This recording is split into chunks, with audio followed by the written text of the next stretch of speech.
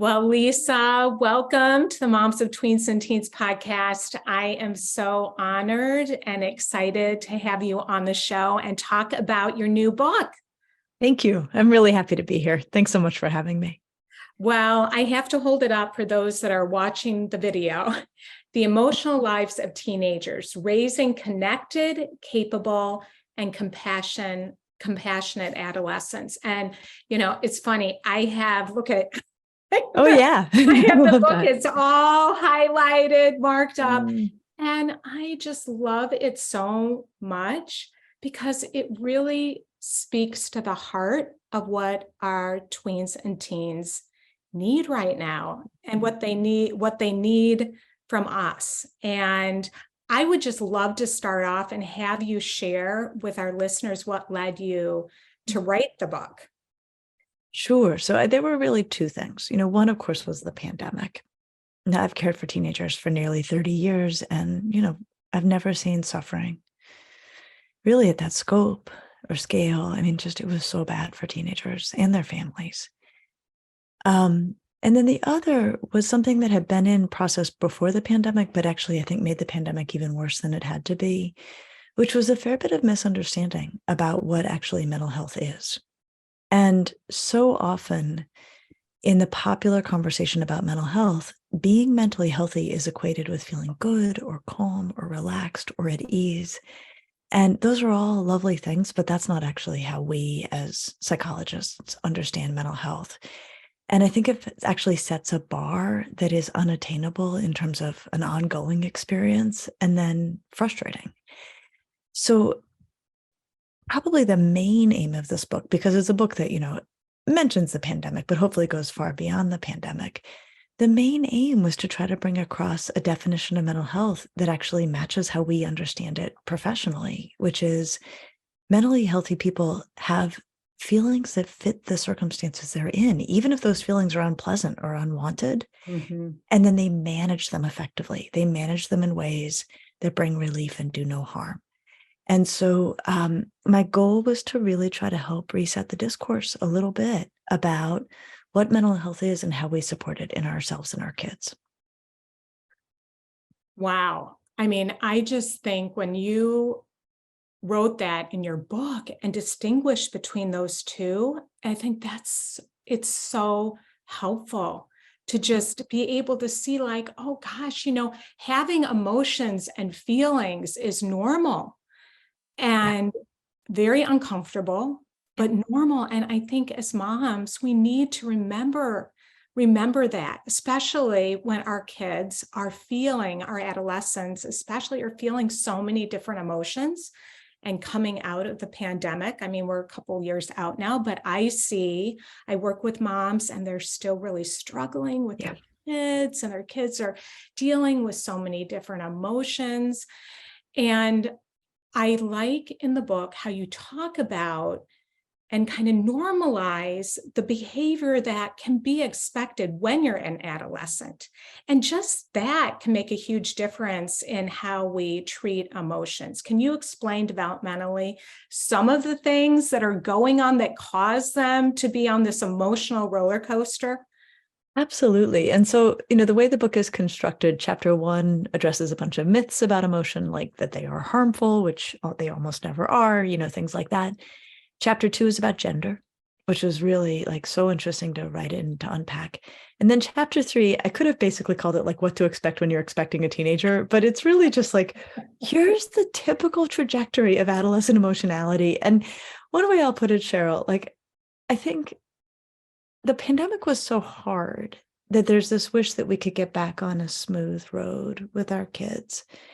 And the nice thing I would say is I practiced so long before the pandemic that I have an in my bones understanding that typical adolescent development is a bumpy, bumpy road. And then we were in a ditch for a couple of years, and now we are back on the bumpy road, right? And that is really what we're looking at. So for me, chapter 3 is let's meet all these bumps, right? Let's get to know them. No surprises. This is happening. There's no getting around it. And so a lot of it is driven by neurology. A lot of it is driven by the fact that the adolescent brain is remodeling. It's becoming faster and more powerful. And in what is probably not a perfect design, the emotions get upgraded before the perspective maintaining systems get upgraded.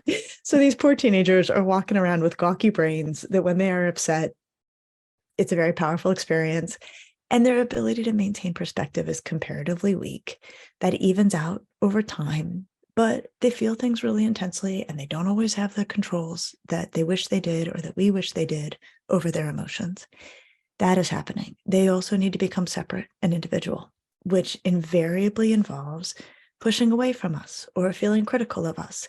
And it doesn't feel good. But one thing I think about all the time, I think, what a feat it is to try to become an independent, ready to move out human being while living under the roof with your folks, being fed by them, driven by them, having that is an extraordinary thing. And so, of course, they accomplish psychological independence as a way to try to move into total independence, but it doesn't feel good for the parent, especially.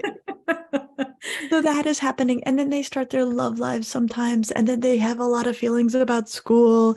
And then they're trying to sort out what they're good at. I mean, it is a really wonderful and also really challenging time in development. And so I think the more we can just see what's coming and not take it personally, better everything goes. Yes. I just cracked up when you said when your teen can't stand when you chew food. That's the title of a section. Yes. Your teen can't stand how you chew. No, it's true. It's one little section in like chapter 3. Yeah. And I thought, yes, I remember sitting at the dinner table and my son was like, do you have to chew so loud? It was like you couldn't do anything, you can't do anything right. You can't do anything right. And so I really try to lay out in that section why, like what is happening developmentally that makes us basically completely unbearable. And there's good reason. It makes sense, but it's not fun for the parent. But I think the more that we can see it as an important developmental step for kids, the better it goes. Yeah. And you know what's so helpful about that is it helps us not to take it so personally. Yeah. And I think the age that you said is that usually 13, 14, isn't that around the time that you are so not cool? I would say that's the height of it, right? Because what I talk about in that section about why your teen can't stand how you chew is separation, individuation, like this wish to develop an independent person, kind of, I call it branding language actually describes it pretty well. And that really is right around 13, I would say a little bit more for girls, maybe 14 for boys. And as kids move into that phase, there's the separation side, which is they're trying to develop an independent brand. And so that anything that we do that is like the version of themselves they see themselves becoming, that is aggravating. So maybe you have long liked Beyonce, and then suddenly your kid decides she likes Beyonce. Now there's going to be a big problem, right? And you liking Beyonce is going to be a crisis. But also, since they're working to become individuated, we're still real caught up with each other. So anything we do that is not like how they see themselves becoming, such as like the sweater you want to wear to 8th grade orientation that they think is kind of dorky, like that is also going to be incredibly aggravating. So what we're into for a little while with our teenagers is a phase where everything we do that is like how they see themselves becoming is annoying. Everything that we do that is unlike how they see themselves becoming is annoying. Everything we do is annoying. And it's just not fun for anybody. Luckily, they usually outgrow it pretty fast when they start to like figure out what their brand is, right? And their brands, what's neat is often they start high school right around this time. And so then they like are on a team or they have a activity or they do something that becomes more and more theirs, feels more and more personal, more skills are developed.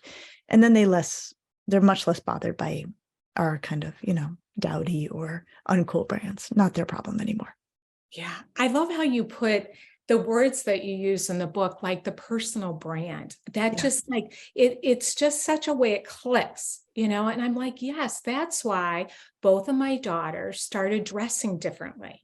They need their And own they brand. were, and then they are moving towards their peers. And so they were dressing, maybe they were trying out one group and they're wearing all black. And then they kind of, changed groups and they're trying to conform and fit in and belong. And yet they're also arguing with us and kind of going against our values. And the more that we often push them to try to agree with us, like you're saying, they push back and resist all the more, and it ends up in these power struggles. And what I find is, and working with, in my own life as a parent and also working with other moms, is it can be so upsetting to us. And when they're going against, and how you deal with that, if all of a sudden you're saying something's blue and they're saying it's green, but you know it's blue, but it's green, and just how do you deal with that? And Yeah. Well, so I have two teenagers myself. I have a 19-year-old and a 12-year-old, and they're girls. And one thing that I find to be a real advantage in all of this is my clinical practice, because I know what a crisis looks like, and I know what to really worry about. And so I think, hopefully take a more relaxed attitude towards things that I'm like, well, that's not going to ever amount to anything potentially very problematic. And one of the ways I have thought about what's worth getting into it with my kids about is I use the measure, like, will this matter when they're 30? If you use that filter, it takes down the number of things that you feel are worth getting into it with your kid about. Will this be worth it when they're 30? No. And usually they out, because my kids are older now. My youngest is actually 23. So why did I worry about that she didn't brush her hair before she went to school? Exactly. Like, that will not matter when she's 30. That will not matter when she's 30, right? Or, short of incredibly revolting choices, like the way they keep their rooms, right? I mean, it's hard. It's hard. Will it matter when they're 30? Probably not. Yeah. Even my kids were all slobs, went through that phase, and they're neat now. I'm like, oh my gosh, it took until you got your own place. Really? Yeah. So I think a lot about, like, we mostly want to try to have a nice time with our kids, because it's fun, and that's fun for us and fun for them. And it also, honestly, I think it also helps them to be better behaved, because if they're having a good time with us, they're less inclined to make a choice that's going to ruin that. Whereas if we're having a hard time all the time, like, why bother being well behaved?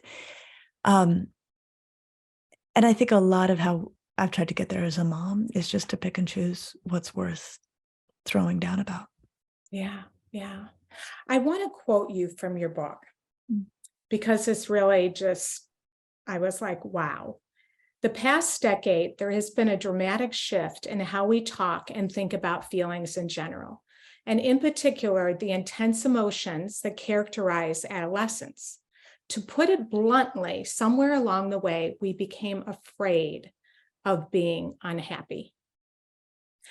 And you go into a little bit of explanation about why this is. Can you briefly speak to this? Because I found it fascinating. Sure. So, this is the intro to the book, and I try to lay out like a 3-part argument for what happened here. So one thing that happened, and I don't think any one explanation is the whole explanation, and I don't even think the 3 explanations I offer probably tell the whole story, but it's, my attempt to try to wrap my hands around it. So one thing that happened is the rise of the wellness industry. So wellness is great. Commercialized wellness can, I think, sometimes sell something that cannot be really achieved, which is this idea that there's some emotional zen out there, and if you just do all the right things, you can get there and stay there. And that's not an option. And I think, as much as wellness practices can help us maintain a sense of equilibrium, I want people to be really cautious about anyone who's suggesting that if they just are mindful enough or do enough yoga or have the right apps and oils, they won't have to feel bad. It doesn't work like that, never has. So there's that. There's also, and this, I think I'd want people who were interested in this argument to really look at how I lay it out, because it was very carefully done in the book. Psychiatric medications are now very, very, very widely prescribed. This is often essential and wonderful and life-saving and life-giving in many ways. And I, as a clinician, have many, many times in my practice said to someone, I think you would really be helped by medication. But when we look at the statistics, I mean, it has shot right up, antidepressants and the like. And they're actually, prescribed very quickly, often to adults, often in the absence of a more thorough or careful assessment or consideration of where the sadness or frustration or difficulty or, is coming from. And so this is it's at best a partial explanation, but I think that the prevalence of psychiatric medications that are supposed to help with mood may have lent to the idea that we don't have to feel bad. Mhm. So there's that. And then in terms of being frightened or anxious about distress, the last piece of my argument is like, actually, kids are doing quite a bit worse. And we have very good data showing that that's been true since about 2010. We've been seeing rising rates of distress in teenagers. And this is well done studies, not just self-report. We're talking about kids who are evaluated, depression, anxiety, suicidality, those are all rising. And so adults have good reason to be more anxious when their kids become distressed. It's a scary time, and it's been a scary time. And then the headlines around us are often very harrowing and very concerning. And so I think all of those things together, and probably other things I'm not thinking of, have gotten us to a place where it's scary when your kid's upset. Oh, yeah. Yeah. And you talk in the book about the difference, like what mental health really means. Mhm. Mhm. And can you share that? Sure. Because I found it very helpful. So, in contrast to, I think, this definition that circulates that, you're mentally healthy, your kid's mentally healthy if you feel good. What we really understand as psychologists and have, like, there's nothing controversial at all in what I'm bringing across in this book, is that mental health is about having feelings that actually fit the situation you're in and then managing them well. And Cheryl, I talked about the pandemic in part being inspiration. Part of what was happening is that people are saying, oh my gosh, kids are so anxious. I'm like, well, of course they're so anxious, right? Like their schools are shut down and there's a lethal virus circulating. Like what emotion but anxiety fits the moment, right? So that's what I mean, that of course they are anxious. And then now, as things have returned largely to a more, what we remember from before, you know, if your best friend moves away, we expect the kid to be upset. If you have a huge test the next day and you haven't studied, like we expect the kid to be anxious. So these are all negative emotions. Nobody wants to have them. They are all actually evidence of mental health. And that's the place where kind of, I find sort of staggeringly, I find myself at the inverse of the discourse right now. Like right now, so many headlines are rolling up psychological distress with mental health concern as though they are one and the same. Mm. When if we think about how things actually work, and all of us know this intuitively, much of the time, your kid's psychological distress is evidence of their mental health, right? We want to see anxiety if they have not done what they're supposed to be doing. We want them to feel hurt and angry if somebody's mean to them. It's not that we want them to feel pain, it's that we want them to have a reaction that will then move them in a useful direction. So that's how we want to think about it. And so then really where the rubber hits the road is not about the presence or absence of distress. Like psychologists are like, well, yeah, of course there's going to be distress. Like that's life. What we're really interested in is how does it get handled? So the kid whose best friend is moving away, we expect what we want to see, right? That they want to talk about how sad that they are. They want to maybe put on their sad playlist and listen to it and cry alongside it to get some relief. And maybe then they want to cuddle the dog a while. And then maybe they want to go watch a TV show and not think about it for a while. This is great. This is exactly what we hope to see. We only worry when that kid is like, you know what? I'm so upset. I'm going to go smoke a ton of weed. Or I am so upset. I'm going to ruin the mood of the house for a week. Or I'm so upset. I'm going to take it out on myself in some way, right? That's when we worry. That is the only quarter where we worry. Everything else is typical and healthy development. Wow. Yeah. It just the way that you put it, it makes just so much sense. And yet it can be so uncomfortable for us when we see our kids in distress. It's the worst. Yeah.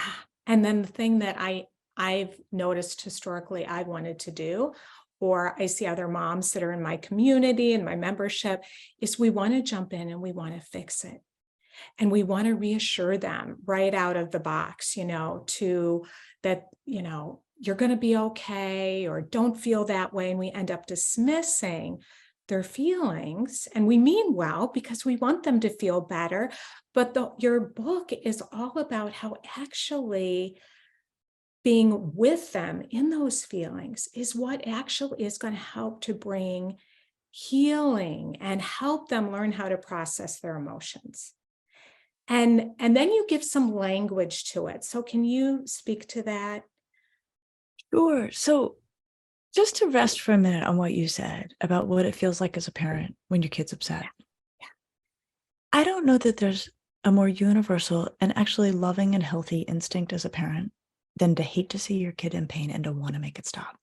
Mhm. And I just, we all have that as our first reaction. And I'd actually be more worried about a parent who did not have that as their first reaction. Yeah. Like when our Yeah. kids are in pain, we hate it. And so I have so much empathy for the parent who's like, how do I shut this down? Right? Or how do I keep this from happening again? The only issue being it doesn't help our kids the way we think, the way we want it to. Right. And it's exactly what you said, which is usually that pain is productive. It is informational. They can grow from it. They can draw strength going forward from it. And I think you said the most essential thing, they actually need to learn how to do this. They need to learn how to manage their own emotional distress on their own and with the help of people who love them. Mhm. So what I lay out in the last two chapters of the book are two, I call them, like playbooks for helping kids regulate emotion.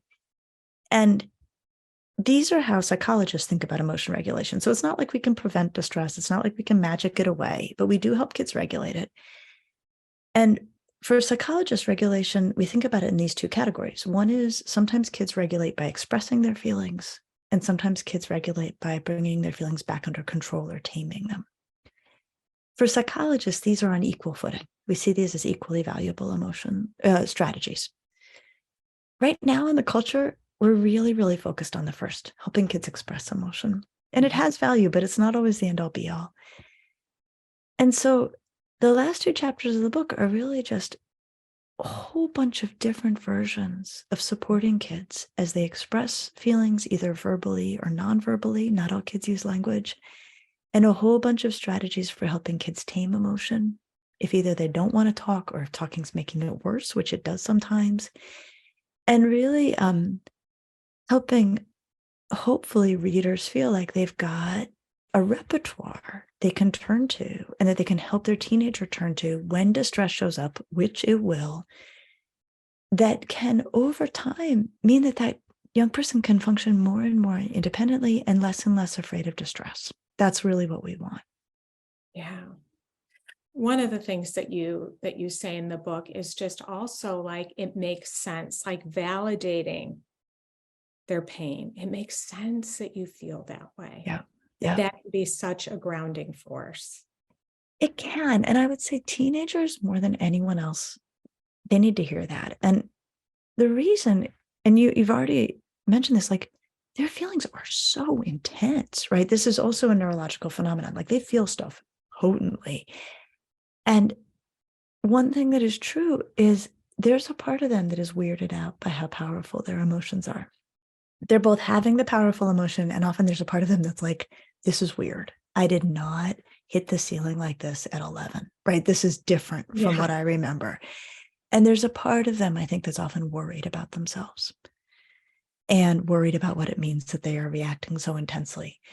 So when a kid comes home and is, in full intense emotion about something, to say, you know what you're describing makes sense. I totally get it. It's actually a twofer. So one is you're empathizing, which is 99% of the time all they want from us. Like they do not want advice or suggestions or questions. Like just want empathy. And two, you're basically saying to them, you're okay. You're not, there's nothing wrong with you that you're having this reaction, because there is often is there something wrong with me question lurking around in there somewhere. So that simple gesture of saying, oh man, you are totally having the right reaction, it gets a lot of work done. Yeah. I just think how helpful that would have been for me when Mm, I was going through that, because I thought, what's wrong with me? yeah. Just to have somebody say, that makes sense. Yeah. Of course you're Yeah. upset. Of Yeah. course you're upset. Yeah. Yeah. No, so good. You have I guess you would call it a saying, or maybe I had not heard of it before.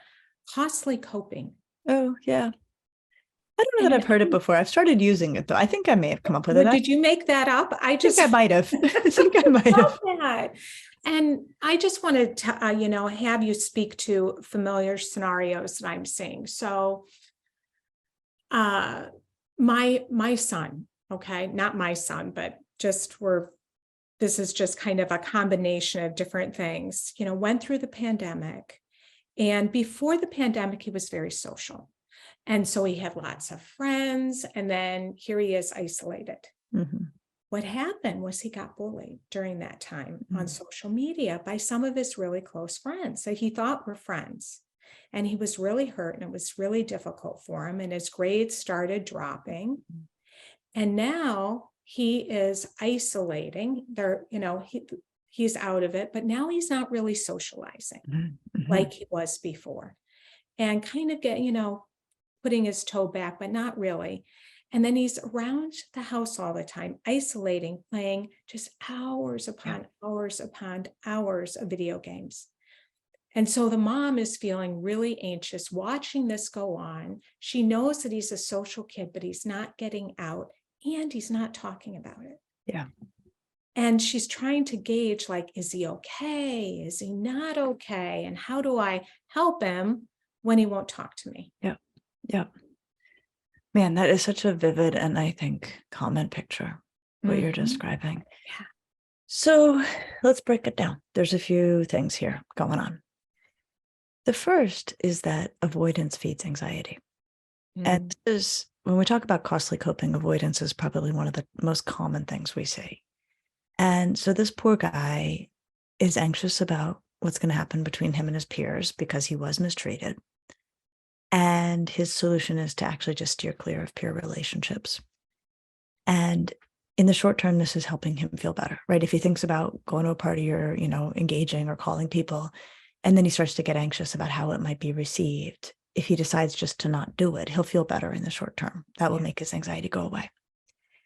The problem with the avoidance, though, is that, first of all, it does feel good. So the next time he feels anxious, he's going to be inclined to use it again because it works. Mm-hmm. The second is whatever he imagines about how he will be mistreated goes completely unchallenged by reality because he never checks it.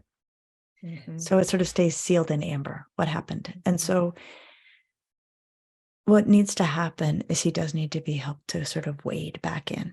The more he avoids, the worse it'll be. The longer this goes on, the harder. And then, of course, with kids socially, then you're out of the loop socially. I mean, it exacerbates quickly. Yeah. So the solution is to help him wade back in, even if it's like one friend and something safe and just confronting the realities, which hopefully are less problematic than what he's daydreaming them to be. Yeah. So there's that. Now, the video gaming, there's a couple of things at work here. One is this kid's got tons of time. Right? I mean, like if we can just take away all psychological explanations and just put it down to a logistical one, well, he doesn't have anything else to do because he's not hanging out with his friends, right? So he's just filling time and has a inordinate amount of time to fill. So hopefully some of that could be addressed by getting him to at least baby step his way back into a social life. There's also the reality, though, that distraction is part of how we can tame an emotion, right? Suppress an emotion.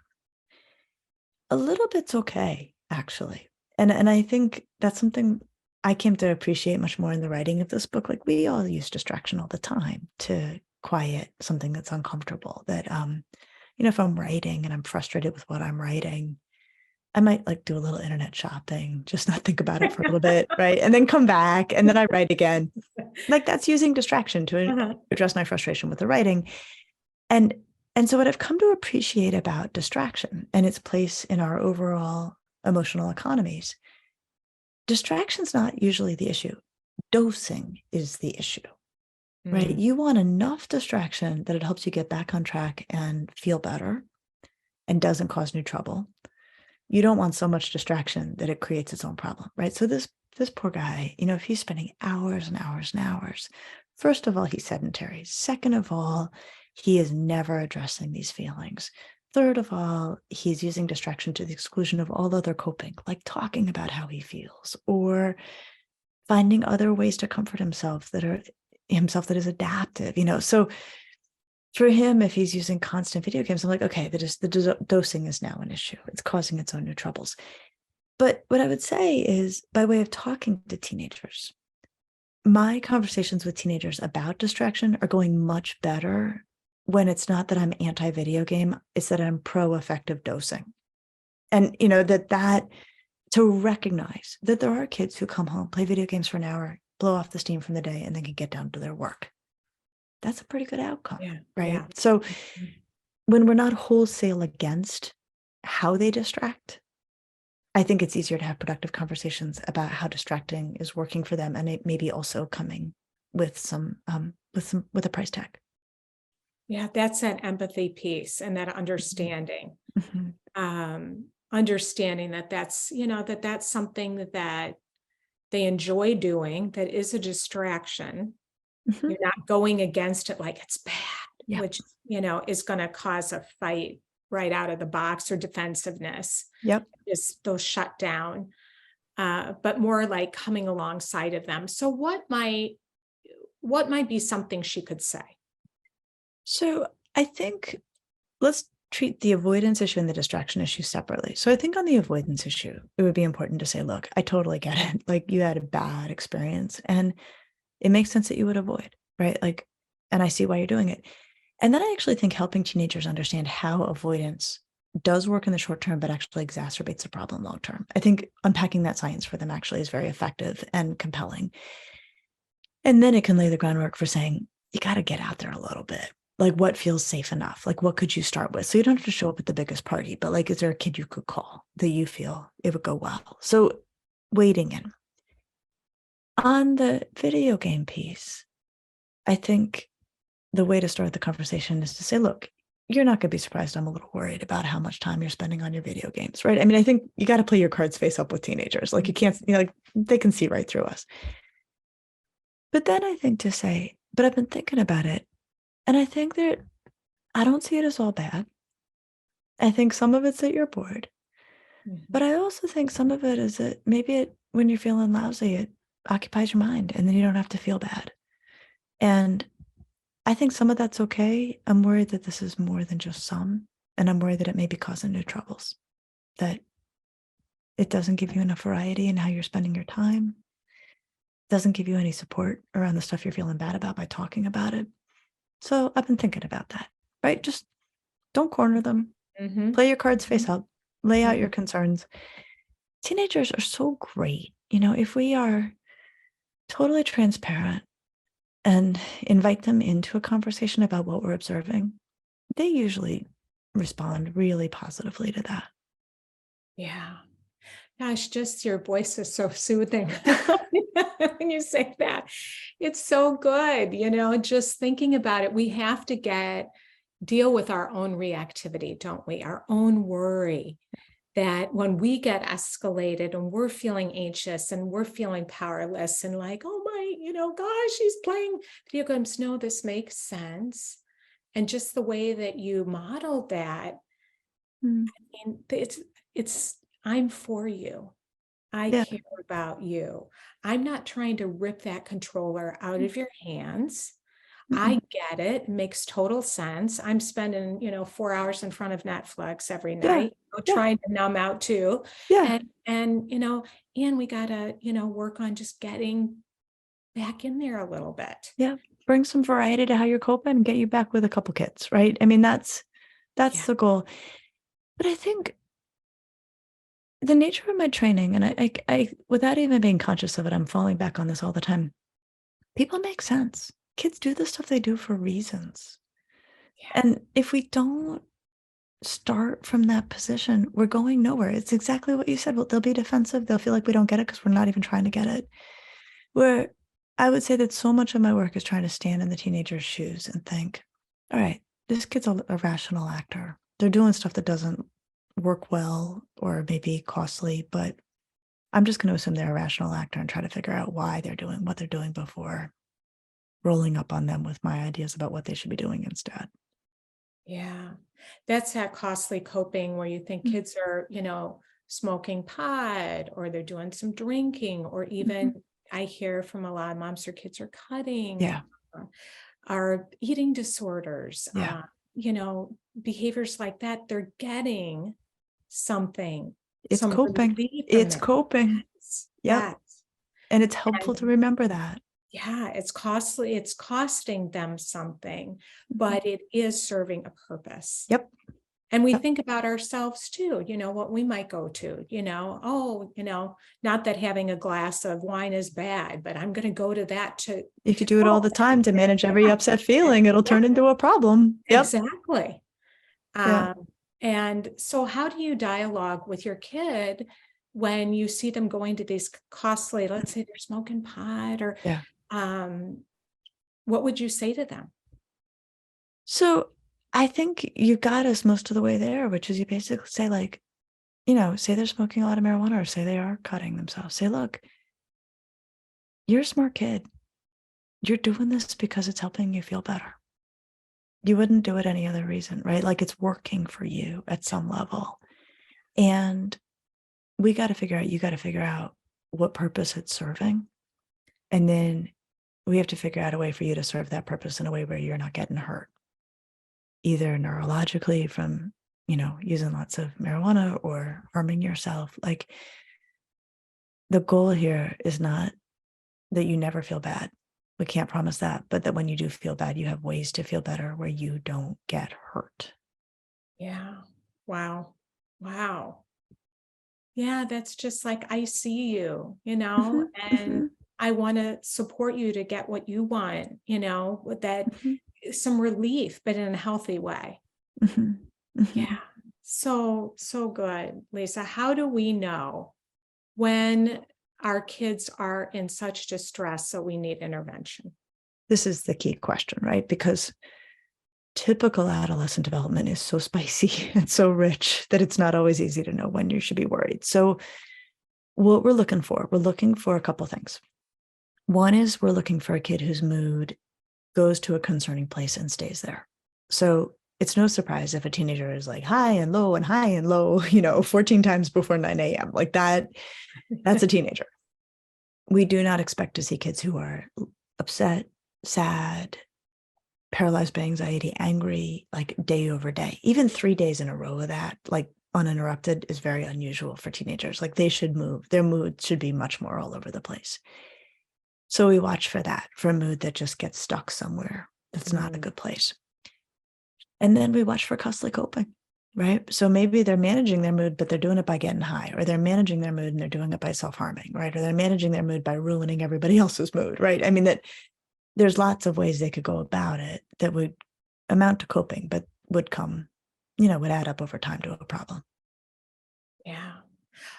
It seems like getting a kid to therapy, and I think this Mhm, ties in with what you were saying about kids already feeling like something's wrong with them. They're resistant to going to therapy. mhm. A lot of kids right now. Now there's a lot of kids going, and it's hard to find a therapist. But what if your kid is not very open to it? It's really true, right? I mean, if they're already worried that there's something wrong with them, which I think a lot of teenagers just by baseline are, to then say, like, you know what, I think you need to talk to a therapist, right? For most kids are like, it's like their worst nightmare to hear that. So when I need to make that suggestion to a teenager, I will usually say something like, for what you are up against, you deserve so much more support than you have. And I actually feel like you should have a pro, not just somebody who's doing this amateur hour. Like you should have a pro to help you through this. This is really hard. And that phrasing it in that way, which is entirely accurate, changes the dynamic around it. Wow. That's where everybody that's listening right now gets on and buys your book. It's like, pause the podcast. I'm getting my notebook and I'm writing that down. Yeah. Because it could be like, okay, we need to see a therapist. And then they're like, "Psst, No, forget I'm it. going to go in my room, slam the door. I'm not Mhm, coming out." mhm. Yeah. Such a different approach. And it is because they're up against something big, Yeah. right? And that they deserve more support to get through it than they have, and more support than the parent can offer, right? Which is a very Yeah. hard place to get to as a Yeah. parent. I feel like I Yeah. can't give my kid what they need, but you can reframe it as like, you deserve more support than I can offer. You deserve more support than you've got. Like, let's make this happen. Yeah, you talk also about giving kids space because it can take them a while to process information. Yeah. So you Yeah. don't need to get them to say yes right No, away. no, especially if Give them this some is, space to think on that. yeah, if you're springing on them, like, let them think. So I think a lot of times in raising delicate subjects, it's helpful to say to a kid, I want to run something by you. You don't have to let me know what you think right away. Like, chew on this a little bit, but here's what I was thinking. And, they may have an immediate answer, but you don't want to corner a teenager. Yeah. Yeah. That and leave it open and then they can think about it. Yeah. So, so good. So how to find a good therapist? They're having trouble with that as well. Yeah. My favorite recommendation is to ask your pediatrician. That pediatricians have a very good feel for the local talent and they also know your kid. And so they can often do a very good job of making recommendations that are going to be a good fit. So that's usually what I would say by way of a first stop. Okay. Yeah, they're really, really helpful. Well, tell our listeners where to find you. And I have a question to ask you because I already was telling everybody I led a workshop and I was already telling them to buy your book. Thank you. It's so funny. And then one of the moms went on and I was saying, we should do a book, like a book study around this book and her book. And one mom came back and said, oh, and even the Kindle version, does it have a book discussion in it? Are So there, yeah, my website does. So if you go to my website, and for all of my books, if you go to the book page, there are free downloadable discussion guides for both parents and educators on all 3 books. that is awesome to know because this is such a good book to go Thank you. do a book study on. And so we were talking about it. So I think, it's just very helpful, very validating for moms too, for parents. Thank you. Thank Yeah. you. So tell them where to find you. So my website is drlisadamour.com, and it's basically a hub for everything I've got and a lot of resources. And I've organized the resources into categories to try to make it easier for people to find what they're looking for. So there's 6 categories, and it's like mental health, stress and coping, family relationships, risky behavior. And there's, all these things that I think we're looking for when we're thinking about kids. And then when you click on the category, what will come up? I have a podcast called Ask Lisa, the Psychology of Parenting. And we actually just did an episode on cutting. And we just did an episode actually a while ago about like if a kid refuses therapy. So there's, half-hour deep dives into these topics and many more. And so my podcast will come up. Also, the work I've done for the New York Times will come up. TV work I've done. So I've really tried to make it so that people can get what they're looking for. And then I actually put a lot of energy into trying to put good content out on social media. So I put a lot out I have an Instagram, Facebook, and Twitter feed that I use to put out, hopefully, small and easily digested support for families. Yeah. I love your Instagram feed too. Oh, thank you. Your website. Yeah. You just have such good little snippets to chew on Good. about what's helpful or what you can say. And yeah, that's great. So yeah. Well, Thank you so much. thank you so much for coming on. It's been super helpful and just have really enjoyed talking to you. So Same. thank you. I really appreciate this conversation.